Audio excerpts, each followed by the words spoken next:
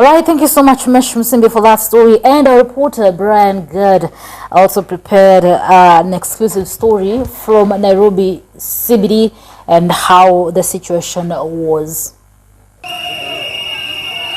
Anti-government protests have entered their 6th week, transforming Kenya's capital, Nairobi, into a ghost town. Kenyans who have been taking part in the anti-government protests plan to take demonstrations to the Jomo Kenyatta International Airport, JKIA, in Nairobi.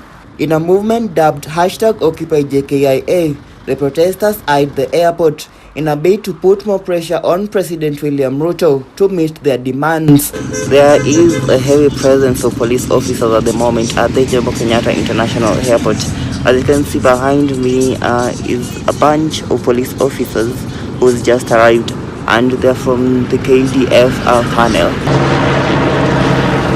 Emerging reports of the government leasing the country's main airport to a controversial Indian firm is piling pressure on the beleaguered Kenyan government. In the CBD, the unusual hustle and bustle had disappeared as many chose safety over confrontation amid the tense atmosphere from previous protests.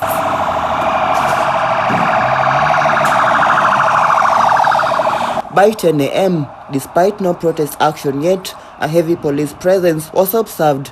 By noon, the ghost town turned chaotic, with police lobbing tear gas canisters at protesters. Large groups of boda riders were captured traversing through the CBD with placards written, "Let's give Ruto time." Along Outer Ring Road, officers were forced to use water cannons to disperse protesters who blocked Taj Mahal roundabout. On Monday evening, the National Police Service warned protesters against accessing the airport, which is classified as a protected area in Kenya. This comes even after the Inspector General of Police, Mr. Kanja, issued a stout warning onto the protesters, saying this country, Kenya, is bigger than any of them. Brian Gad, Nairobi.